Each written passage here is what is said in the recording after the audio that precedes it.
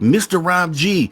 We're here because recently Ross Coulthard, and if anyone's a fan need to know, then you saw this episode just aired yesterday or a couple days ago, and a lot of people were feeling some kind of way about it, right? And we're going to kind of get into that. Even if you ask me, the co-host of the show was feeling some kind of way about how the information that was being delivered. It seemed puzzled, right? So this isn't going to be, because I know there's a lot of people on both sides of the fence when it comes to Ross Coulthard. Some people love him, some people don't love him.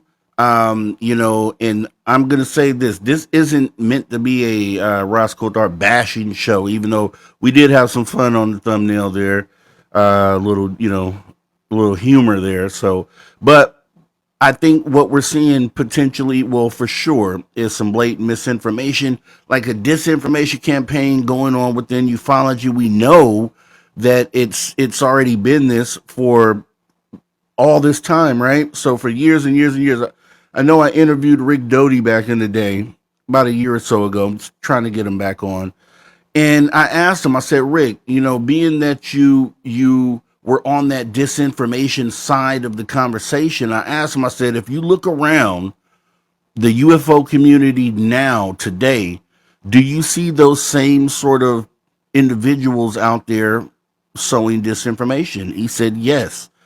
And, I don't think that's a huge surprise, right? Because as I've said many times before on this show, I feel like, as far as the whistleblower status, the videos that are coming out, that we are almost at a point where the next shoe to drop would have to be someone from within the actual contractor, right? And then so you felt like, and it feels like, that the people on that end of it in these black projects or in the shadow government are doing whatever they can to kind of make sure that we don't get across the finish line. But it's not going to work, as we already know. We're too close for that. I don't see anything that could at this point step in the way. I do want to point out that an example of why we know they're still currently out there trying to sow disinformation is because you remember Lou Elizondo earlier this year, about a year ago, somewhere in there, where he came out with this photograph that was presented to him, and he presented the photograph on a public stage as an authentic UFO, which ended up being debunked really quickly. So you had to ask yourself, would Lou Elizondo knowingly take a photograph that he knew was not a UFO and try to present it? Like, what would the play be there? And it's more likely that there's someone that he is talking to that set him up for a situation like that. And I just feel like, and we'll look at a couple of reasons why, I think someone is out there doing the exact same thing right now. Some of these sources that these journalists are talking to are actively sowing disinformation. So before we jump into that, I do want to go ahead and say what's up to the people that came in here. I know we have Kitty Catty Whack in the building. Thanks for coming on in. We have Kurt M in the building as well. We have David Norenberg. Thanks for coming on in. We have Miss Catherine Jones. Appreciate you coming on in. We have Lil Cam 51. Once again, we have Kitty Catty Whack showing love tonight for the show. Do appreciate you, Kitty Catty Whack. Thanks for your support of the show. As we get into some fun conversation here, Kurt M. Let's see. Flat 6. Did I say Flat 6? Keep going. Juliana McGill, thank you for coming in. To Mothman sighting. Thanks for showing up here tonight. So, yes, so kind of getting into it.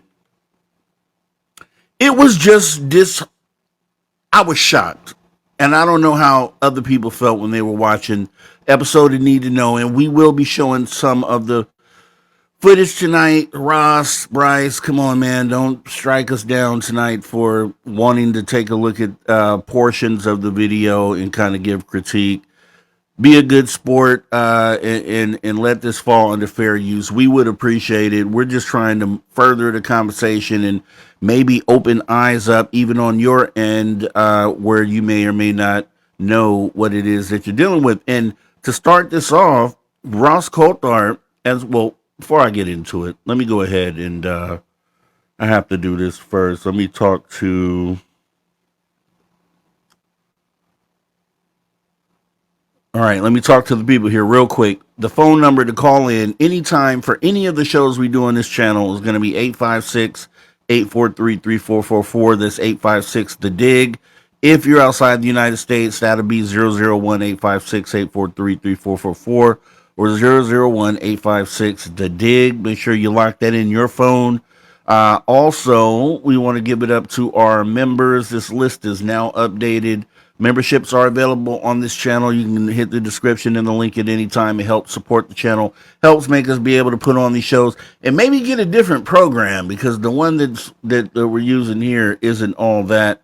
But shout out to the members: T-Bone, the Beekeeper, D. Nunley, Maggie M10, Flat 6, Miss Catherine Jones, Leanne Bridges, Polly Rotterman, Lil Cam 51, Fast Hemi, Deb from Sac, Race Fan, Magneticus, Attractus, Woo Riders, DG, Area 51, to Mothman, Crave Dog, Paramarvelous, Joe Monk, Rockin' Rory, KAS, and West W. Decker. Thank you all for getting memberships and being members on the channel, helping this thing go. Now, I'm going to change it to executive producers, right? Because that's essentially what you're doing here by helping the show go on. So we'll make sure that we get you guys some recognition for that. And I do appreciate it once again. But getting into the conversation here, because here's one thing. When I saw it just as you guys did, same time, had the same feeling about what was being said. And we know recently we had the Wall Street Journal article come out, which everybody was like, okay, where is this coming from? Even Ross Coulthard has opinions on this article coming out saying it's a blatant lies, blatant disinformation. Then it puzzled me how you were able to kind of turn right around and fall into what I feel like is essentially another part of this disinformation campaign. It blew my mind that you know, on your own platform. And I guess here's a telltale sign. We'll see if that trickles over to the News Nation part of this, right? Because we know Ross has the Need to Know podcast with Bryce Zabel, in which I love to watch. I watch it all the time. And he also has his News Nation duties with Reality Check and then just occasional reporting on the subject, right? So this was divulged on the Need to Know podcast. I would be interested to see if this made it over to News Nation or not, because that would really say a lot, right? But Woody, essentially, here's what we'll do. We're going to jump right into it. And just like I said, come on, Ross, Bryce, if you guys are out there or somebody trying to tag you on this video, don't strike us down. We're just trying to take a look at what was said and then have commentary on it. So I want to make sure that we go ahead and jump right on in and check that out. We'll stop it occasionally to talk about it.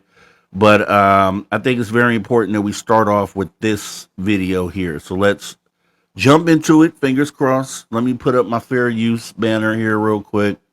I think I have it here. No, I don't. Well, fair use, blah, blah, blah. Commentary, blah, blah, blah. All right. Here we go.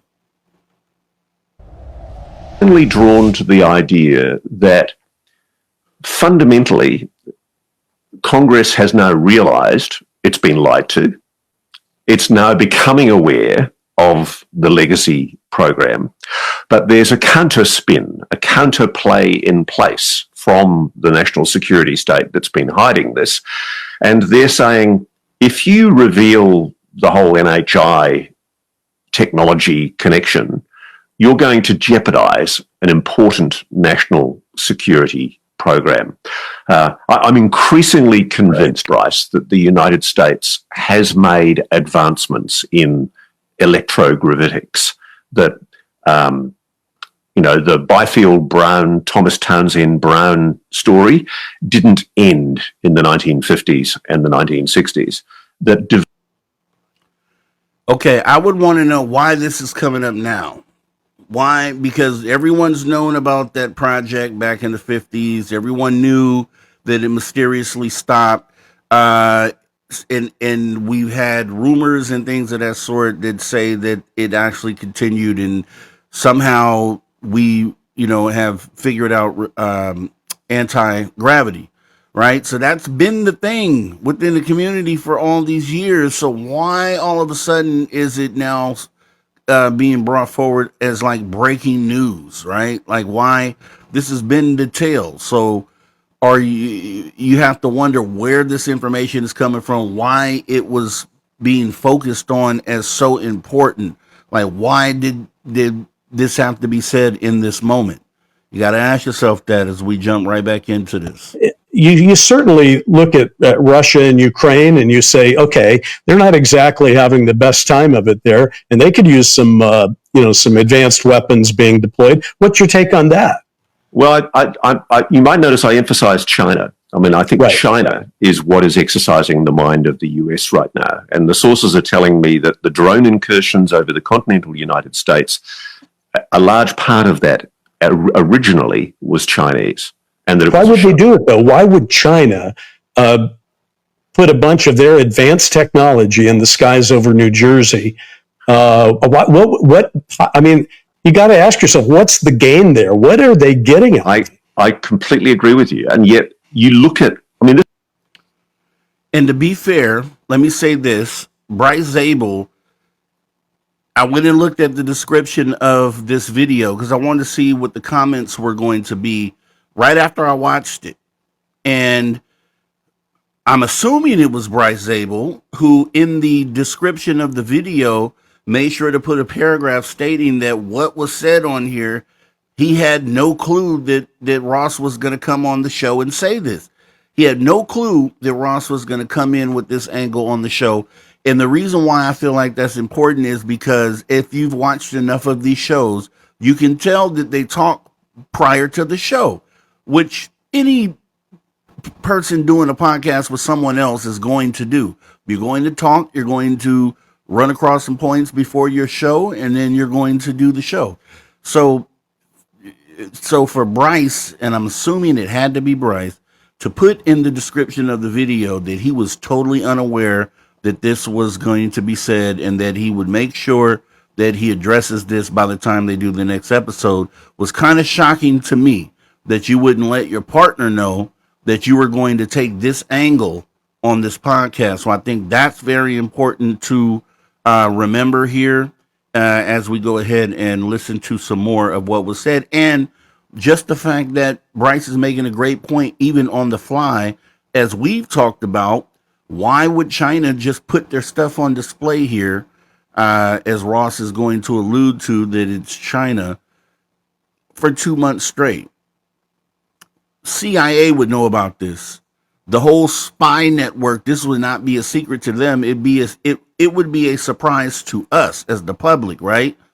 So again, it would seem like that sort of information would be specifically put out there to target us as the people who don't know, because the people that do know, who are behind the scenes, have known, if this was a thing, have known this forever. Like no surprise at all. So as we go ahead and jump right back into it. That's the thing. This is the bear in the room that I wrestle with. It's either ours, which the United States has categorically denied it is.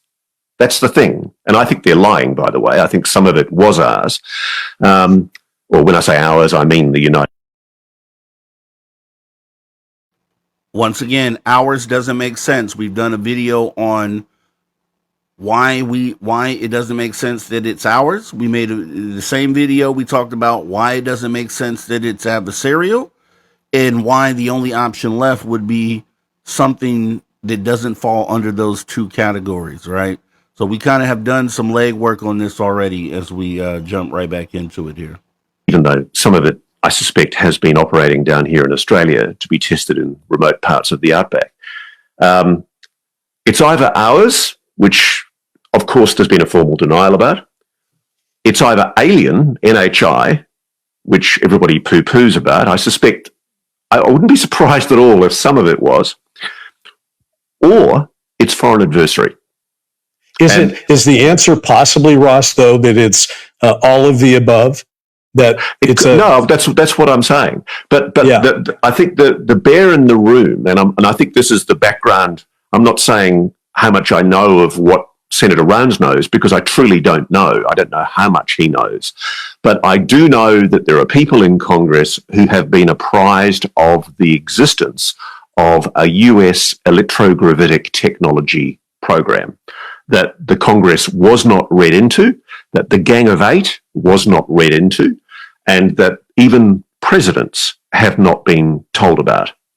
And I think what's happening at the moment is the CIA, the Defense Department are scrambling to bog up the cracks in their deceit. And I think there's an ex post facto attempt to try to brief key people in Congress and keep Congress happy. And one of the problems. Okay, briefing Congress. Big clue here. They go into skiffs. They've talked to a lot of different whistleblowers. Supposedly, according to some of the Congress members, they've also talked to people that have something to do with just black projects in general. None of this has been said to them. None of this has been said to them. So how is this breaking on random podcasts? How is news like this breaking on random podcasts? And why is this something that we should be taking seriously? Once again, and a shout out to Ross, because he's done great work, and he continues to do great work. And I really hope that he, himself has admitted that early on, if you remember 2 or 3 years ago, about 3-4 years ago, when Ross first came into this subject, he said himself that he's aware that he could potentially be the target of misinformation. And if we're using logic and common sense, and we're just looking at the history, what we already know, the facts of the case, as far as who's being silent on this, which is the United States Air Force or Space Force, which we'll talk about. Also, that for whatever reason, Congress can't get past this buffer zone when it comes to getting to where these things are, right? So he's going to try to make sense of this, and we'll break it down as we go. You've got members of the Republican rump, who are, of course, the ruling party in the Congress, who are basically, they like the idea that the United States has technology that is ass-kicking. The problem is, my sources think they're not being told the whole story. My sources think they're not aware of the implications of these drone incursions. Think about this, Bryce. We had 4 months, someone operating with apparent impunity over the continental United States, and we have the President of the United States, through his spokesperson, saying that it was FAA authorized research drones, which is a big steaming pile of dog turd bullshit. These were that's no way term, by the way. I point that out. Oh boy, well, that's a chilling scenario, particularly the one where, if push comes to shove, the Chinese are armed up with drones that can stealthily take out basically everything we've got fast. But I feel I have to drive this back to non-human intelligence for a moment, particularly when we talk about China. Because, and I know I sound like a broken record on this show, but let us recall that the history of UFOs / flying saucers / UAP is a very long history that goes back at least to 1947.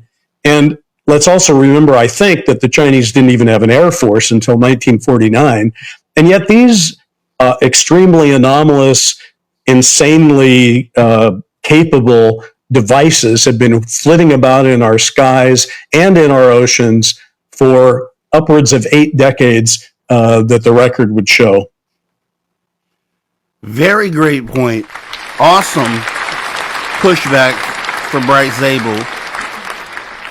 We're talking about things that have been in the sky for 80 years, right? And here's the big thing that I always bring up is that the first manned flight that we know of was the Wright brothers, first decade of the 1900s, right? So if we know that that was the first time that we had a manned flight, period, we learned how to get into the sky.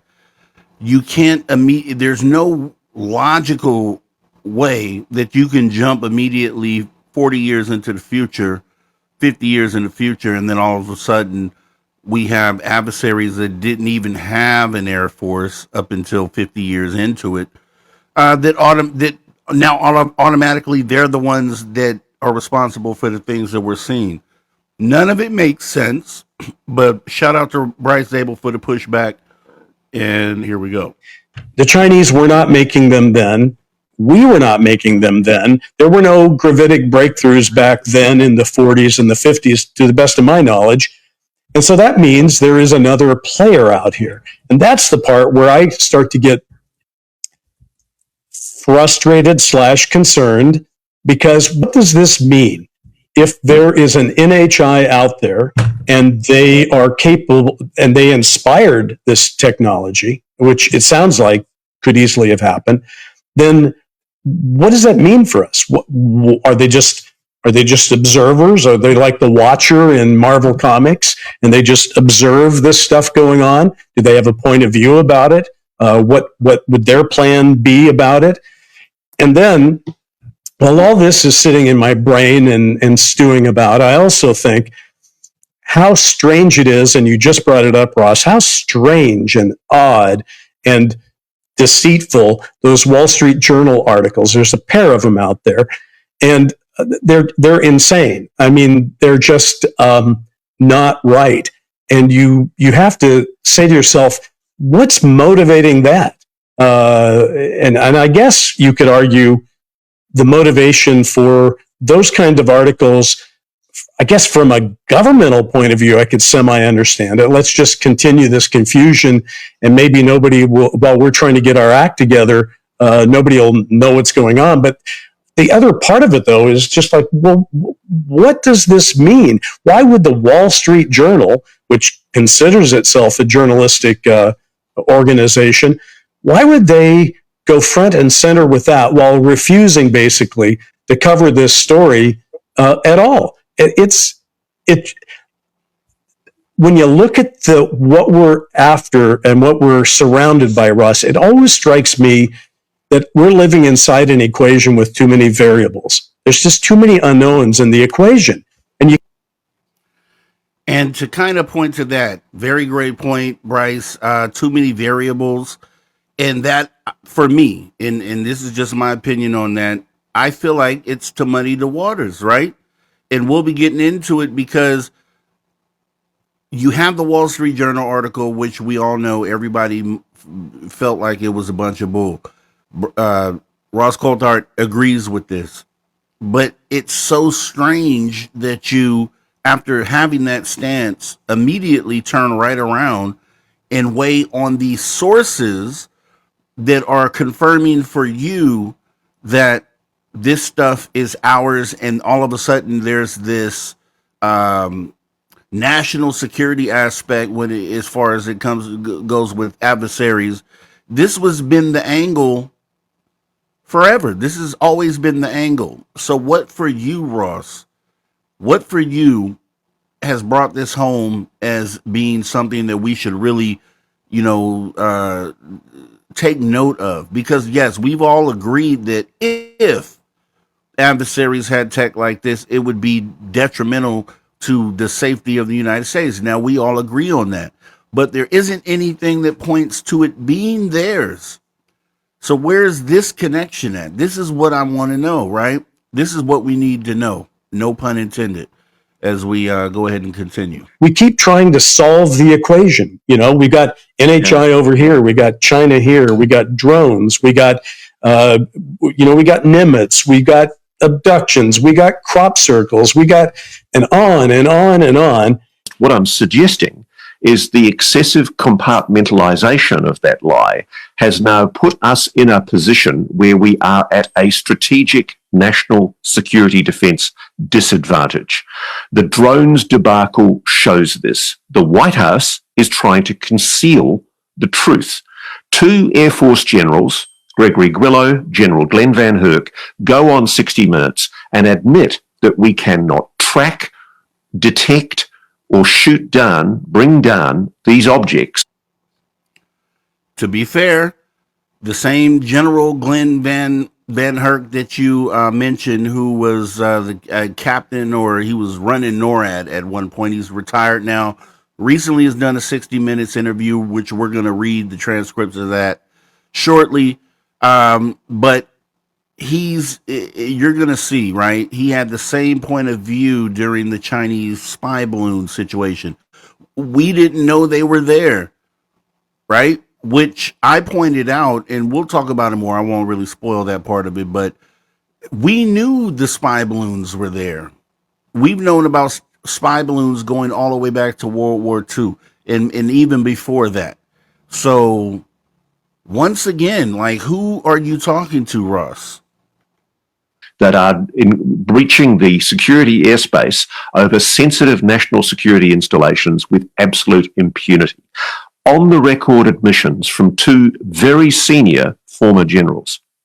What the hell is going on? Why did that go without a passing mention in any of the media? That's, to me, the most important issue here. We're now told by the White House that these drones were FAA authorized drones. I mean, that's just patently ridiculous. It's nonsense. It's a total lie. Why would they lie about this? The only reason I can think that they're lying about this is because they're trying to conceal the level of incompetence that has allowed the United States, after the expenditure of trillions of dollars on its national security budget, to develop a strategic disadvantage with its potential enemies. So do you really think that after 9/11 and then, okay, maybe maybe it's not as cohesive as we think as far as our defense strategies go, right? However, this has been going on long enough. And when I say this, I mean the current drone situation where we had the swarm on the Navy ships back in 2019. We had incursions on all sorts of nuclear installations. And then we have drones, which we're calling drones, which we don't even know if they were, doubt that they really were, hovering over New Jersey for a period of like 2 months. So at any point during that time, did you not think that they had gone through the paces of checking and double checking and triple checking if this is adversarial? Do you really think that they would have allowed what was going on to happen, even if they in the end gave us a BS answer, because we know they're attempting to cover something else up? But do you think that cover up is the fact that these things are coming from a terrestrial adversary? And don't you think that would be something pretty easy to find out, especially with the number of spies that are out there, not just American spies from other countries as well? A lot of the things that we think as public, other countries don't know, they do know. And so I don't see a situation where we go with these drones for 2 months and then the White House is just like, oh my gosh, we don't want everyone to know that it's the Chinese and we can't do anything about it. And so we're just going to give this press release stating that it's the FAA approved objects. Doesn't make sense. Doesn't make sense. If it was adversarial, you would think, and I would almost guarantee that we would have made some sort of action on what was going on. And on top of that, these things were being seen in these supposed adversarial countries as well. Let's not forget that. So I don't know where all this knowledge, because we've all gone through this together. I don't understand why none of this is being taken into consideration before you step on this show and then you make these sorts of statements. Because it seems like even though you admit that there is essentially potentially an extraterrestrial presence or part of this, that you are kind of superseding that and making this about national security as it pertains to adversaries, right? So there's something actively at work behind the scenes, and we're going to kind of point to some reasons why. We're almost done with this here. You know, like a minute left, a little minute and a half. So let's. I'm going to leave you with one thought today, Bryce. I now know categorically that the tic tac, the level of incompetence that has allowed the United States after the Okay, this is the big one. So we're going to go ahead and set this up. Listen to what this gentleman says here. Ross, I don't know. Well, I do. I think I do know. So here we go. after the expenditure of trillions of dollars on its national security budget to develop a strategic disadvantage with its potential enemies. I'm going to leave you with one thought today, Bryce. I now know categorically that the Tic Tac is Lockheed Martin technology. Okay. The Tic Tac is Lockheed Martin technology. Why are we being lied to? This is the issue. Why is the United States government now participating at White House executive level in collusion with the national security state to keep secret the fact that they've made these advances? I suspect it's because they've realized that they're being overtaken by their foreign adversaries, and they don't want you to know that. Okay, the Tic Tac is Lockheed Martin. Well, in some respects, given how insane the Tic Tac behaved during the Nimitz, where it went from 80,000 feet to sea level in less than a second, then I would say, well, there's one for the U.S. team that obviously we have some good stuff out there, if that's the case, right? Yes, but how much of that is being shared with the actual Defense Department that's responsible for the defense of the United States? This is the kind of questions that. Great pushback, Bryce. And I would say this: if we just play in this devil's advocate, play into what Ross is saying here, that the Chinese have created something that we can't do anything about, that can fly in at any moment and hover over military installations or anywhere they want to in the United States, and supposedly at the same time, Lockheed Martin has developed the Tic Tac, the infamous Tic Tac. This is in Lockheed's arsenal, right? And we're supposed to believe that the government wouldn't immediately be all over that. They wouldn't have that Tic Tac in their possession. They wouldn't step in and make sure that the Tic Tac was something that we had, knowing that there's something that's sitting over New Jersey that we cannot do anything about. Doesn't make sense, but we'll continue here.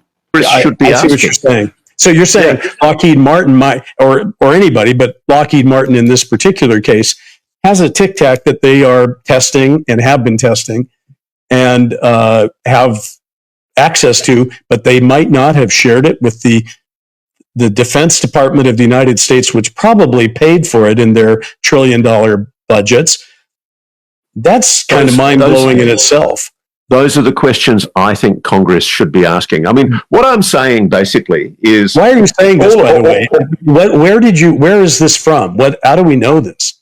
What's going on? I'm sorry, Bryce, I can't go there. But I'm sorry, Bryce, but I can't go there. He asked a very great question. Where are you getting this from? Like, why does this even matter? Why is what you're saying, why does this matter? And once again, Ross is going to that, well, I can't tell you. I can't really say. Here's where I think he got it from. Now, I'm going to play you. We played this on a couple shows back on the news show here, where we were talking about Rep Burleson going on the Tim Pool podcast and making similar claims. And I said at that time, what it sounds like is someone is in Burleson's ear. Who that is, we don't know. However, this was Burleson Rep Burleson on the Tim Pool podcast. This is maybe a month ago, and this is what he had to say. Really funny story about these Tic Tacs and drones and these sightings. And I was saying, it's probably U.S. military technology they're not disclosing. How insane would it be for the U.S. to be like, by the way, here's the latest weapon we've developed. It can fly and move through space and time. However, in the article, it said the sightings were 70 miles away from a naval research base for advanced aeronautics or whatever. And I was like, are we stupid? Come on. Like, the U.S. So not all of it, but I think one of the explanations we get often is that the U.S. government likes the narrative of aliens because it does two things. It throws people off the scent of the weapons tech they're developing, but it's also terrifying to our adversaries if they do believe that aliens have allied with us and have given us advanced tech. Yes, I've heard that too. And there's moments where in this journey, I have... Okay, on the UAP task force, right? On the committee, right? So you've too come to this conclusion at some point. Why? And then you follow it up with this statement here. where so for example, one individual, I've had two people come to me that say that the Tic Tac is a Lockheed Martin creation. The latest person that came to me says he has video of the first, second, and third iteration of the Tic Tac, and he's going to show me. So I'm trying to set that up. The way he describes it is that they had a prototype, they've made changes to it, they've made it more advanced, and then now it's in iteration number 3, which I did see a photo of, and it looks like pretty advanced military like craft, like a plane, but it's clearly human made. It's nothing that I've ever seen, our military has, but his claim is that they have discovered a propulsion that's a new type of propulsion. They used it in the first iteration, which was the Tic Tac. They have an intermediary one that they are more advanced with, and then now they're putting it inside of what looks conventional, so that it's not obvious. Disguise. Oh, that's interesting. So you're saying eventually the tech makes its way into things that we're already familiar with. Well, Right. I thought you were explaining that if someone were to see it, they'd say it's a plane. Right. They would say that's a military plane. Okay, so that was about a month ago, and we talked about that when that interview came out, and my whole question about that and the way I felt about that was you're not saying this on News Nation, you're not saying this when you step out of these skiffs, you're not saying this on that stage. However, you come down to the podcast arena, Rep Burleson, and you make a statement like that. Someone brought to you photos and told you, hey, this Tic Tac is Lockheed Martin, and here's actually some images and some video of previous iterations, and it's like in Gen 3 at this point. My question is, who is telling you this? What setting were you told this in? Because it doesn't sound like you were told this in a skiff, so it doesn't sound like this has gone through official channels as far as getting this information. So tell me who is this person that brought this to you? And then is it likely the same person that is Ross Coulthard is talking to? Because it would appear that outside of the official setting of Congress and the skiffs and the channels that should be where they should be getting this information, that someone stepped in the hallway somewhere or at a diner and kind of said, hey, guess what? And gave this information. That to me seems like an active attempt to misinform by some entity out there in the public, whoever this person is. It's a person that obviously Rep Burleson feels comfortable enough as far as whoever this person is to receive this information and take it seriously enough to put your name on it here on a podcast. Who is this person? I think that would be step one. Rhett Burleson and Ross Coulthard need to get together and find out if they have the same source on this, because it sounds like they probably do. And then what's the benefit of this person going out there and targeting Rhett Burleson and maybe others on the UAP committee, on the task force, whatever you want to call it? Are they all being targeted individually by whoever this is? And then who is this person? And once again, I'll take you back to my conversation with Rick Doty a year ago, where I asked Rick, I said, looking through your lenses of misinformation and being from that world, when you look around the UFO community, do you see the same type of activity taking place now? And Rick Doty says yes.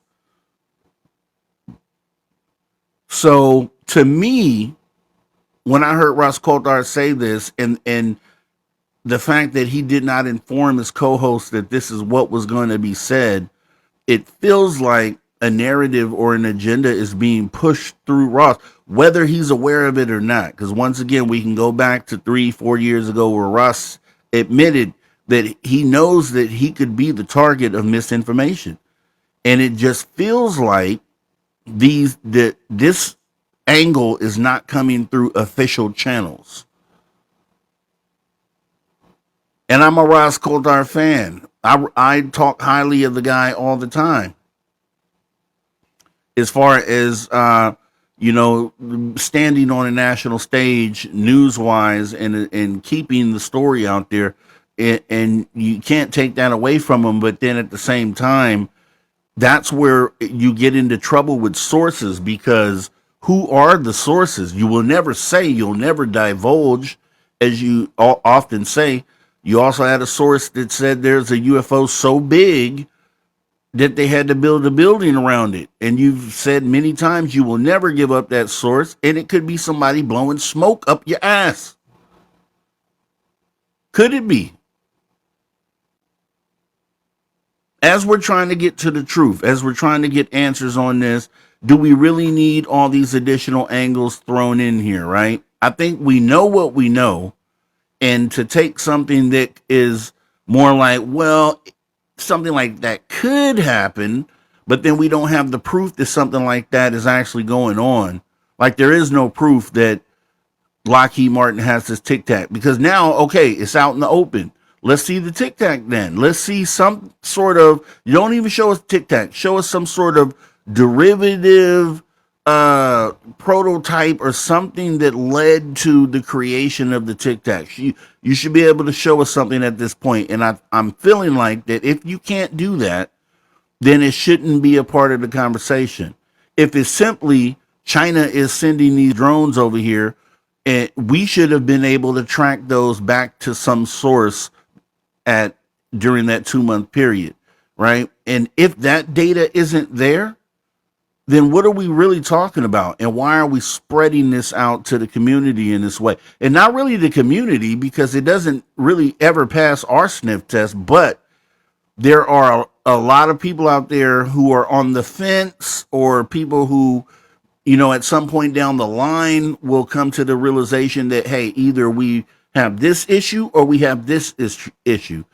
And I think the national security issue, obviously, we're at war all the time. There's spies everywhere. We know that element is there, but it's been there since the beginning of time. So it's nothing new under the sun as far as that goes. We know that, of course, if they had some sort of advanced vehicles, that we would be concerned about them using it. But there's no evidence that they have these advanced vehicles. So where is this information coming from, and why is it being presented like this? And Ross, why wouldn't you inform Bryce before the show that this is the angle that you were going to be taking? It seems like a forced agenda sort of situation, where there's either you're knowingly doing this, or someone has convinced you to a point to where You feel like this is the breaking news. So it's just something you have to think about, right? You have to think about, is this a moment of misinformation? And if you want to throw the Wall Street Journal article in there, which we know was bogus as far as the claims made in that, and then you add that to the Rep Burleson interview with Tim Pool, where some person outside of a skiff, which he hasn't said where this information was given to him, told him the same thing that Ross Coulthard is now parroting, the exact same verbiage. Now, is Ross's source Rep Burleson, or is Ross's source whoever Rep Burleson's source is? That should be easy to figure out. Get those two guys together, and we should be able to see who the person is, because it's not done in a skip. So it should be no problem with outing whoever this person is, right? There shouldn't be any NDAs behind this because you're speaking publicly about it. So there shouldn't be an issue there at all. Now, that's that, right? So we see, okay, Ross didn't just come up with this on Need to Know the other day. This was already said by Rep Burleson, and we questioned that when that first came out. So now what you want to do now is think about some of the other stuff Ross was talking about. He mentioned General Glenn Van Herk, who was with NORAD.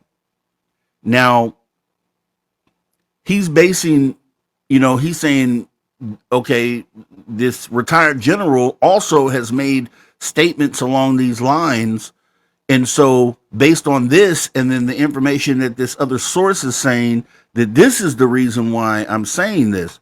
And I looked into Van Herk, and all I saw was a lot of placating to the and drumming up of the Chinese spy balloon situation. He was a part of that whole hearing, and we're going to take a look at that. We're going to take a look at the testimony to kind of let you see who General Glenn Van Herk is. And prior to all the 60 Minutes interview, because I'm going to play the video first, where you may not have even known that he was part of these hearings, but he stepped in right after the Chinese spy balloon because he was in control of NORAD, and they were asking questions about that, and he gave testimony. So I have a few clips of him talking, and then we'll go into the Wall Street Journal. I mean, not the Wall Street Journal, but the 60 Minutes interview, the transcripts that Ross Coulthard refers to.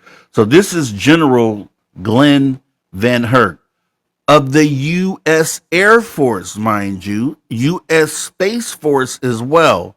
Keep that in mind, because we know they've been super silent, undetectable during this entire conversation, right? So keep that in mind as we watch this here. Thank you, General Van Herk, for your many, many years of service to this country. It is deeply respected and also appreciated. On your unfunded priorities list, you included several requests for programs to strengthen domain awareness, allowing us to better detect and also to track potential threats. Can you describe in detail This is right some after of the spy balloon. capabilities Hold you've on. requested? Let me pause this real quick. This is right after the spy balloon, after the shoot down of the spy balloon in 2023.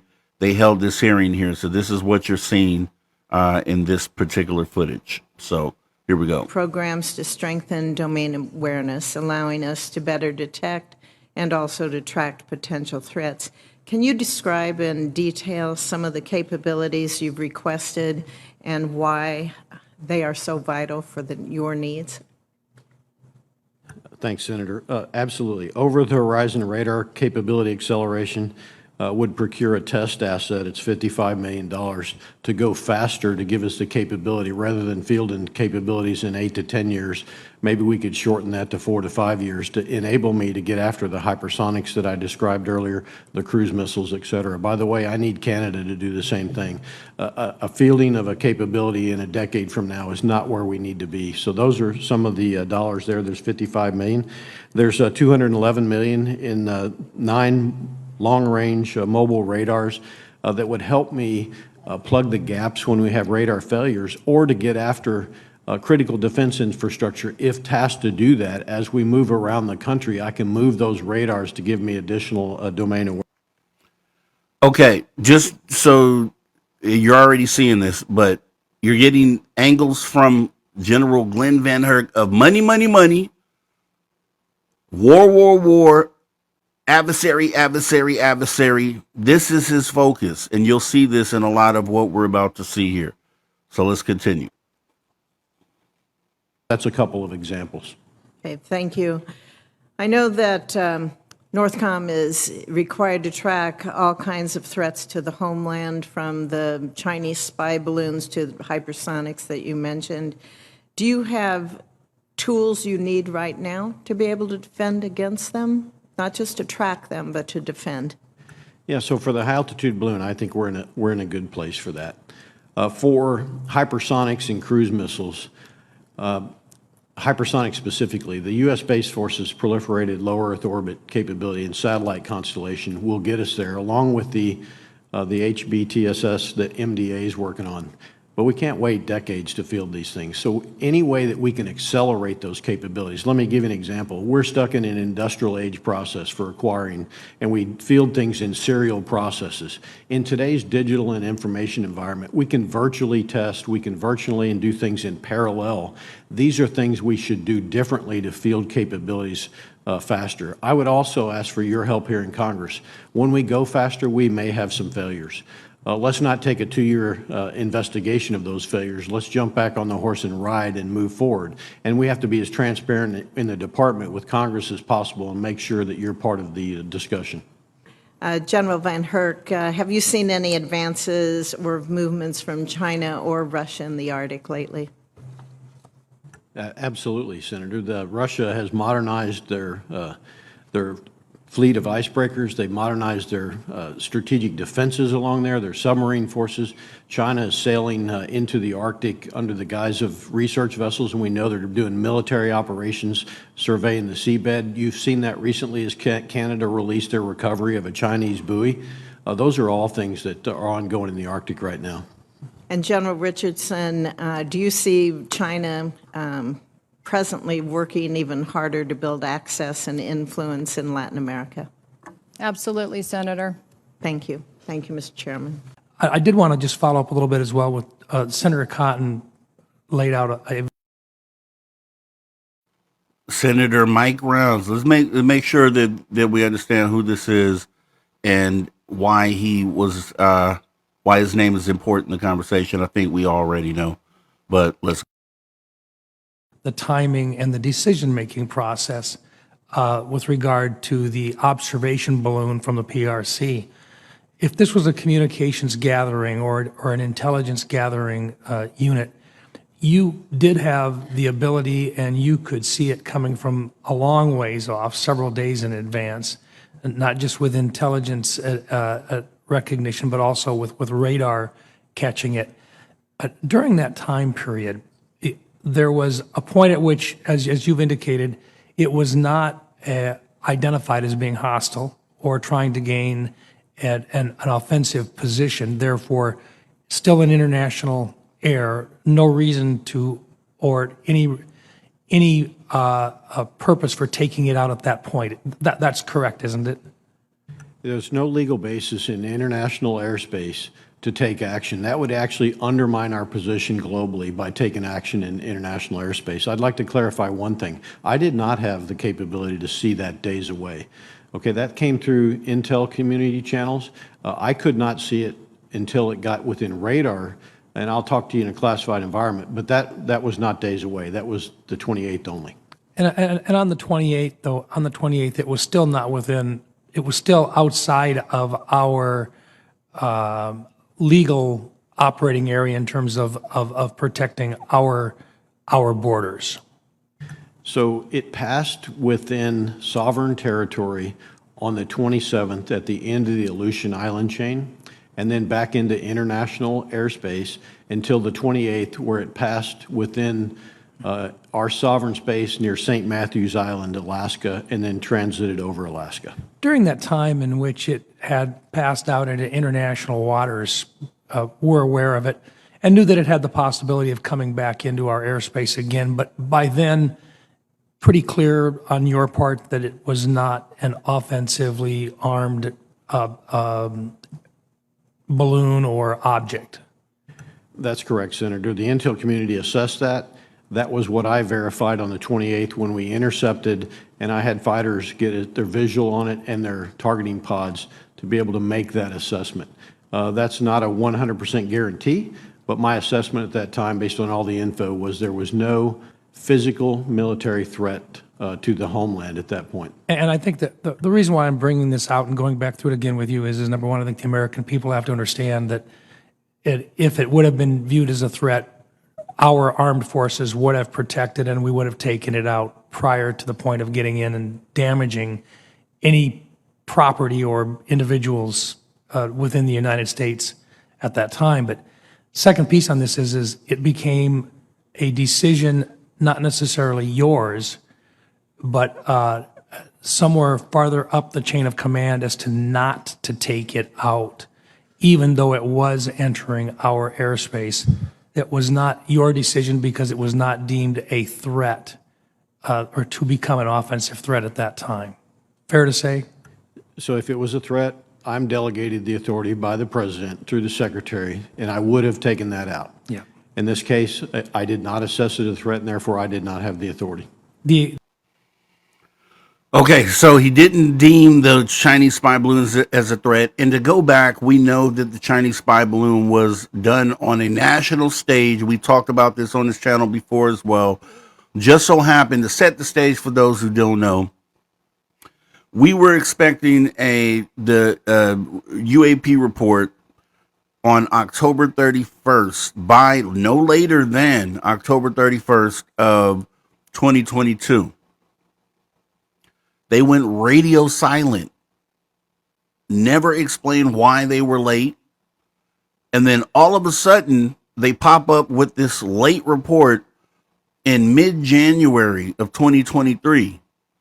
In that report, they divulged for the first time what some of the shapes of some of these objects that they were focusing on were. And one of those shapes were spheres, white, translucent, silver spheres. So the way it looked, the way it appeared, is that by no coincidence at all, within 3 weeks of the late report, which now talks about shapes, we end up having this.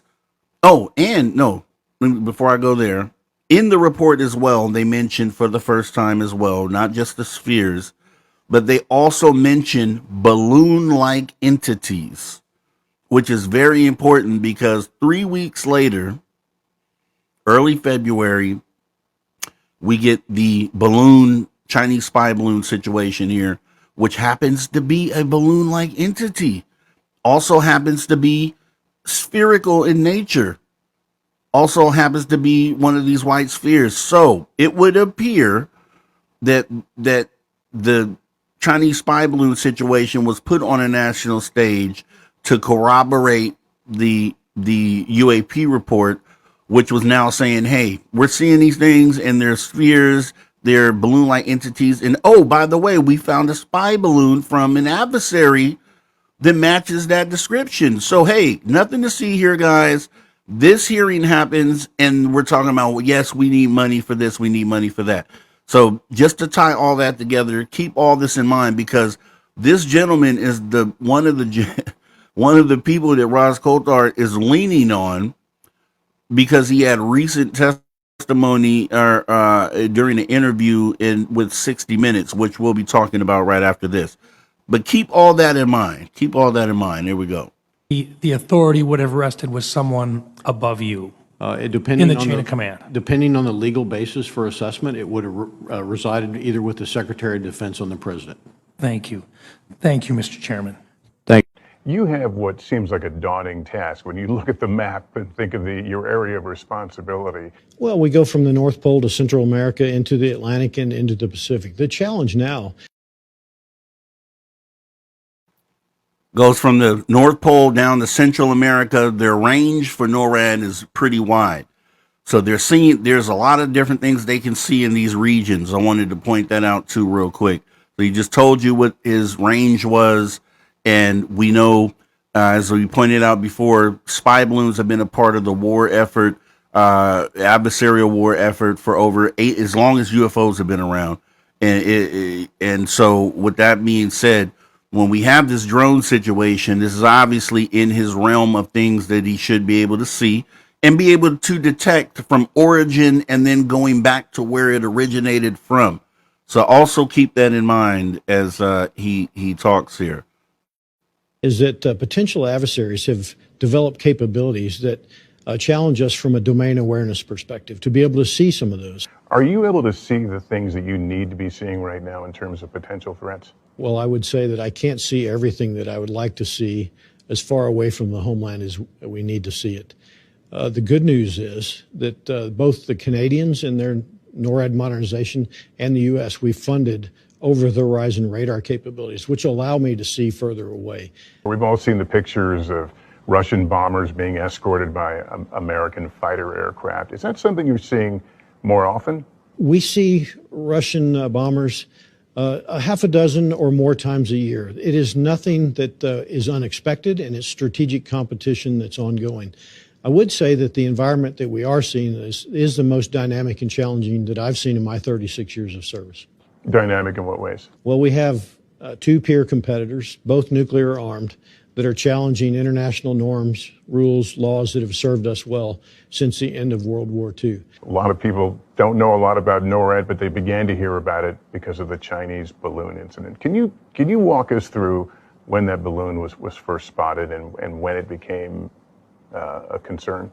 I was made aware of the PRC high altitude balloon on the 27th of January, at which point I notified the chairman of the Joint Chiefs of Staff of our plan to intercept it and identify it on the 28th, and that's exactly what we did. I would tell you, Lester, that the process worked exactly as it should, and I kept the Secretary of Defense in the loop twice a day, every 12 hours, with the status of the PRC high altitude balloon. And if you thought it was a imminent threat, you had the power to deal with it? Yeah, so if it was an imminent threat, I absolutely am delegated that authority by the government of the United States through the President and the Secretary of Defense. What I would stress to you, Lester, is that this turned out, I think, the best it could for our nation.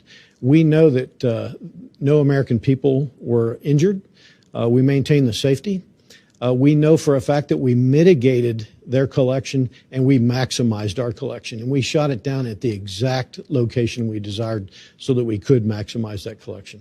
There was obviously a great political debate over the timing of the shoot down. From your military perspective, did things go in the order they should have? The process worked exactly as it should have. I kept the secretary and the chairman in the loop. I updated them every 12 hours. When asked for my advice, I provided that advice. What I would tell you is the balloon shoot down, the president directed us to shoot it down safely, and we shot it down safely at the place and time of our choosing. Did you learn something, though, about your capabilities in terms of detection? Did you become aware of gaps that you didn't know existed?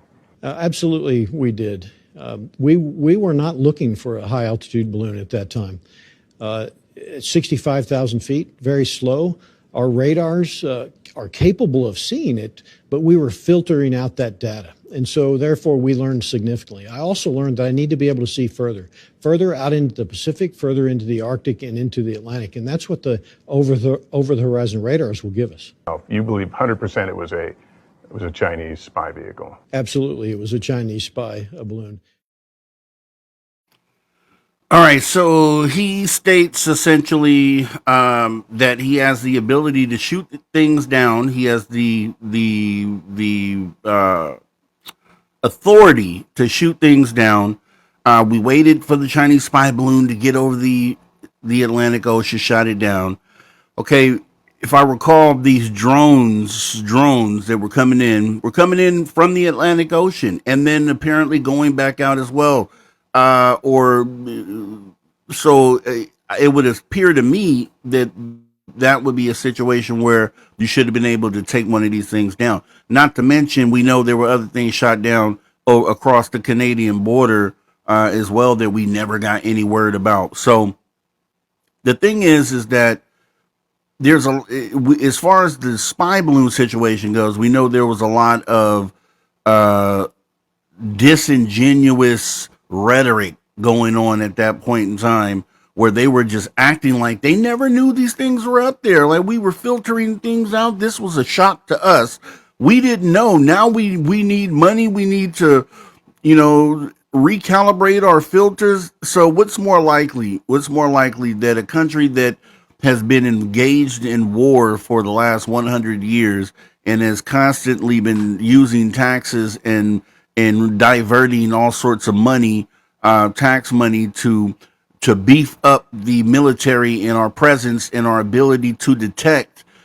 And is it who's to believe that we just somehow didn't have, like we're just finding out a lot of this stuff. We've known about all this stuff. I would side more with we're super high tech as far as our detection capabilities versus we were just finding out and oh my gosh, we need more money to boost this up. It feels like we were advanced enough to know, but hey, we're going to play like we didn't. So, hey, let's get some money because we need to kind of boost up our abilities, right?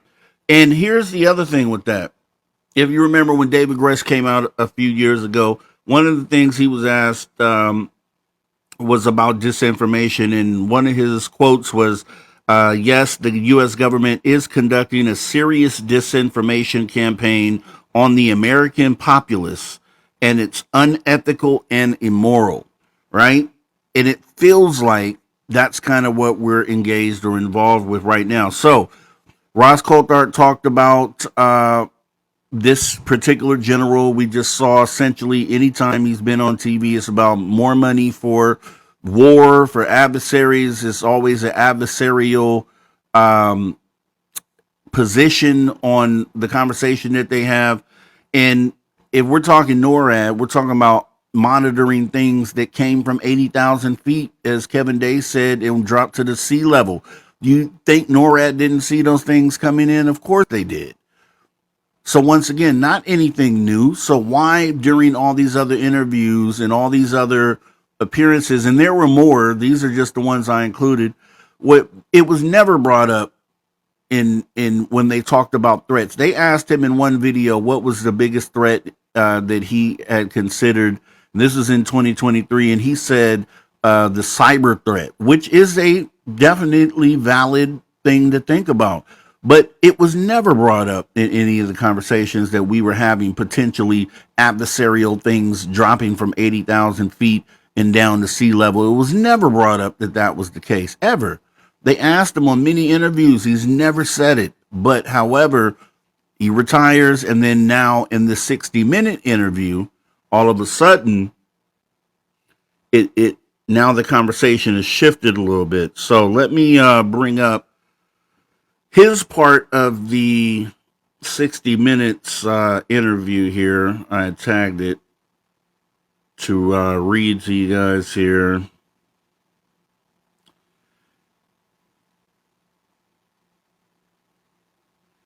Because the thing with misinformation is you'll sit back and accept it, or you won't.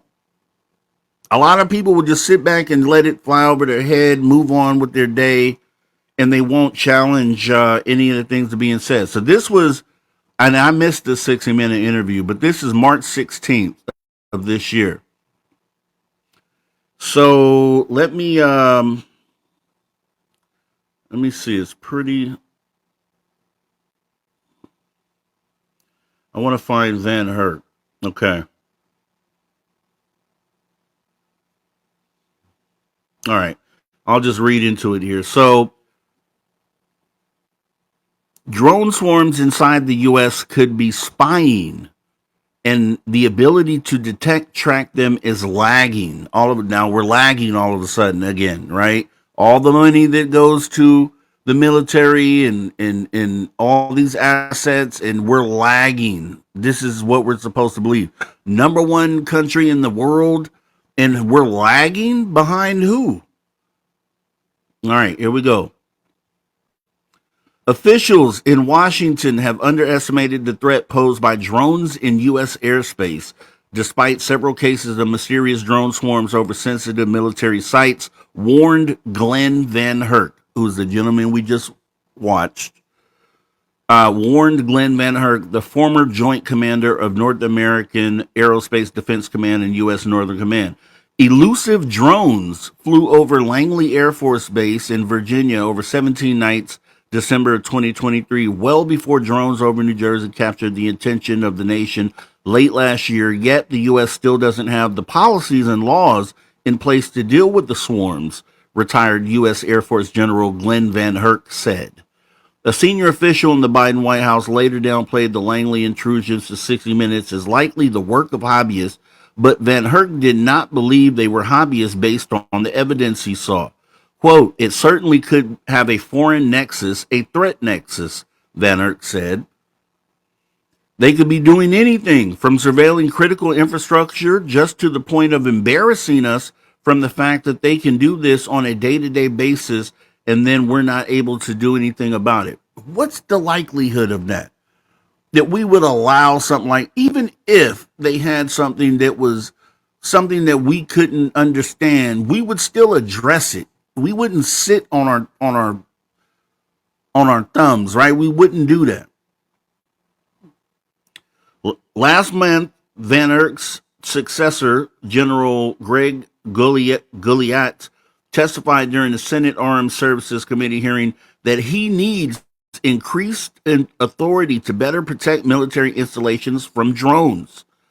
Quote, the primary threat I see for them in the way they've been operating is detection and perhaps surveillance of sensitive capabilities on our installations. He did not say who was operating the drones.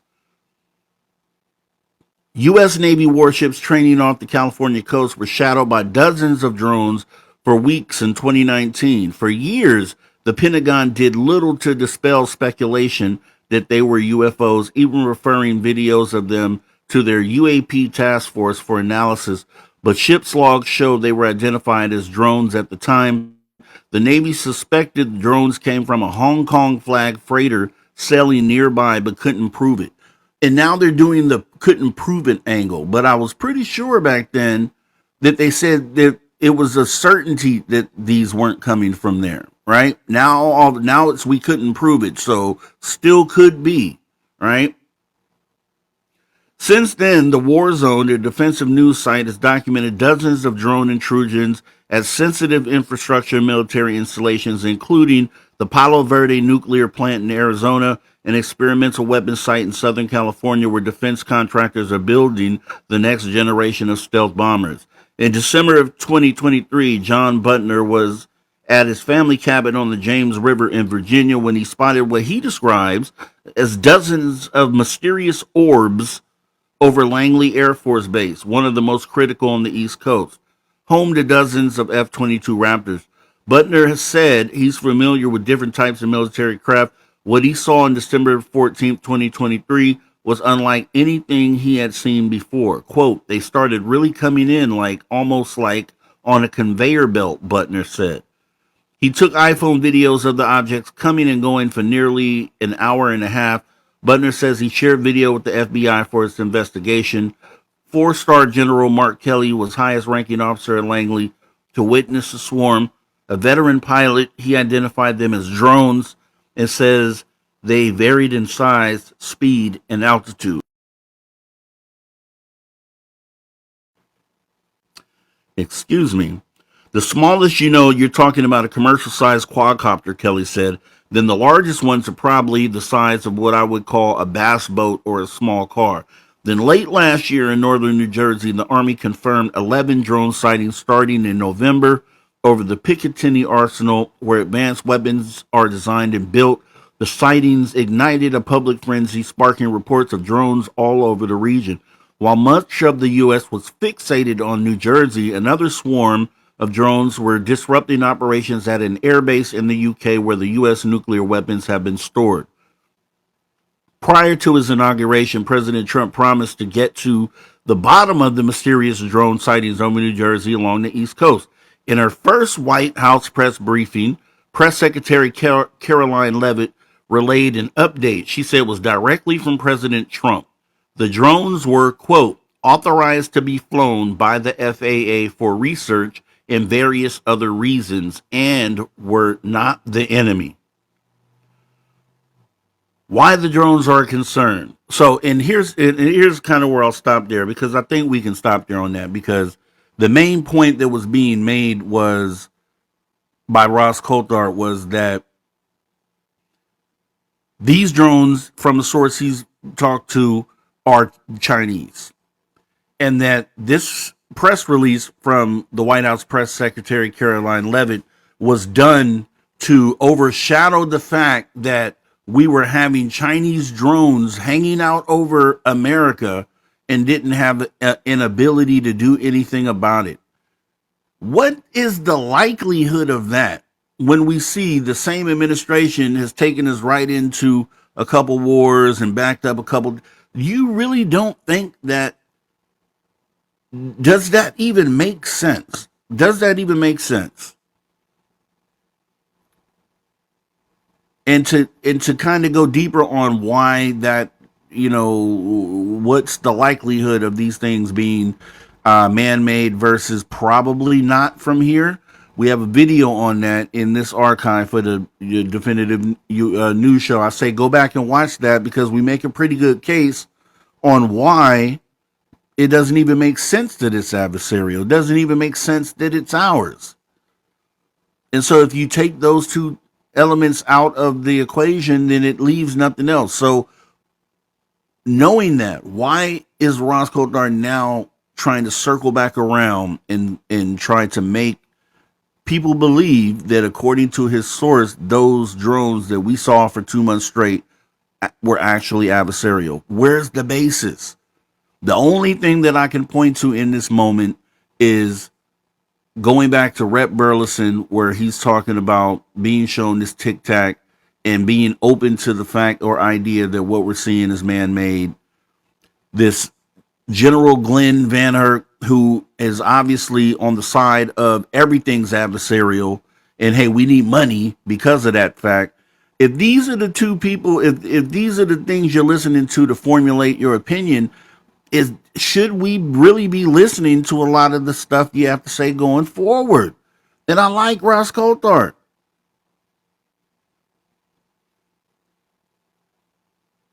Right? And I want to know where the UFO is that was so big they had to build a building around it. It doesn't exist. Does it even exist?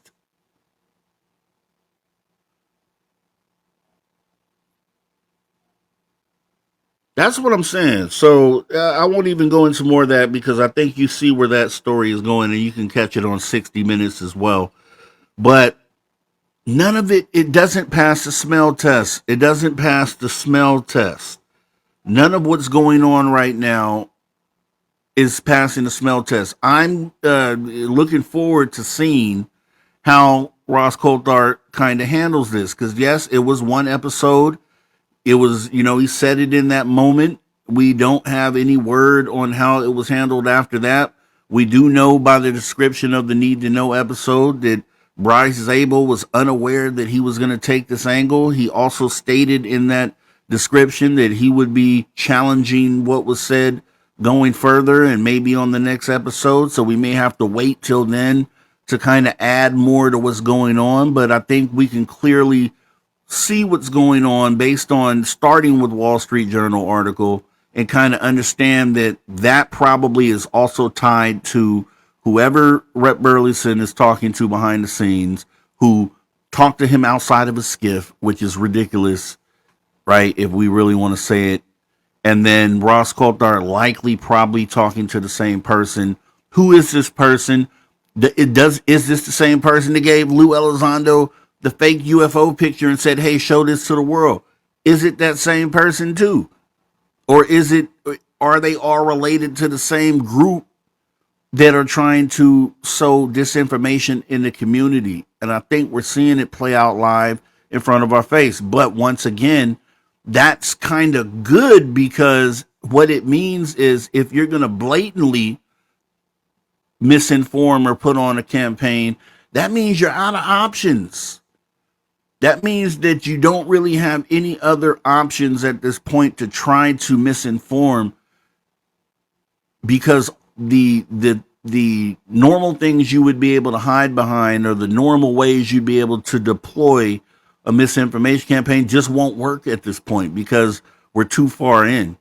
So the fact that this is happening could be a really good sign for us. I want to know what Jeremy Corbell and George Knapp have to say about this. This is so fresh. This just happened yesterday, this episode. So it's a wonder on what other people within the community are going to also say about this, right? I had to say something about it because I couldn't believe that this is what he was doing, and it didn't make sense. And then when I saw that Bryce Zabel also didn't understand why this was going on, I'm like, yeah, this is something we need to focus on, pay attention. And I just got to say, Ross, if you are out there, if you even come across this, you stated yourself 3-4 years ago that you know that you could be the target of misinformation. Please vet whatever this is. And if it isn't what it is, clear this up. Because the war angle is not going to work here. We know that there's anomalous things going on. We know that you can't make us believe that something else is going on. Now, can two things be happening at the same time? Yes.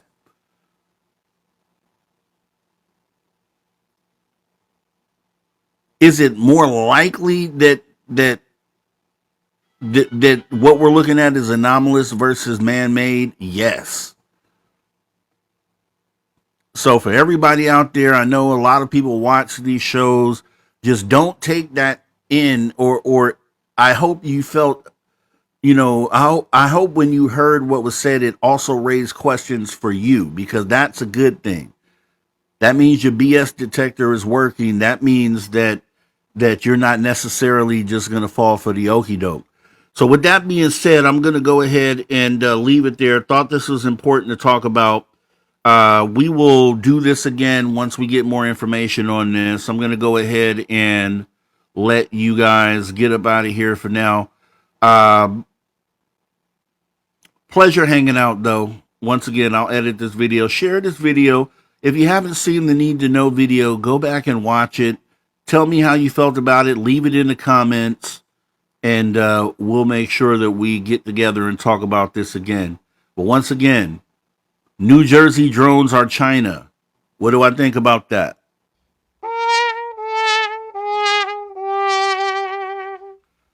The Tic Tac, which has been seen since at least the 50s. What do we think about that? Is it Lockheed? And if it is Lockheed, the onus is on you to show us something. So we'll leave it there. Definitely want to thank everybody for coming out, hanging out here tonight at the Definitive UFO News Show. Let me say what's up, or say goodbye to our members here and our viewers. Coming soon, Social Bits. We'll have more pre-recorded content for you coming soon. Also on this channel, if you're new to the channel, we have this show, which is the Definitive UFO News Show. We have the Social Dig. We have my experience with the phenomena. And then we do a late night call-in show where you can call in and give your opinions. Make sure you hit the subscribe button. We'd appreciate it. The like button and notification bell so you know next time we go live. Got to say what's up to the members. Memberships are available. You can find the link in the description. T-Bone, The Beekeeper, D. Nunley, Maggie M10, Flat 6, Miss Catherine Jones, Leanne Bridges, Polly Rotterman, Lil Cam 51, Fast Hemi, Deb from SAC, Race Fan, Magneticus, Woo Riders, DG, Area 51, Tamothman, Crave Dog, Paramore, Joe Monk, Rockin' Rory, KAS, and Wes Decker. I appreciate you guys for the We will be talking again soon. You guys have a great rest of your night. We are out of here. Welcome to the Social Shop, courtesy of the Social Dig. I am Mr. Rob G. and we are bringing you exclusive gear. And tonight's no different. We have Humanity t-shirts, the positive progression of humanity. Yes, you can go out into the world and proudly show everyone what humanity means to you. $32.99. And remember, if you're a social soldier, you get an additional 20% off the price. That's right. Being a social soldier gets you an additional 20% off. And keep in mind, depending where you are in the world, shipping fees and taxes will be applied. Bringing you exclusive gear right here at the Social Shop on the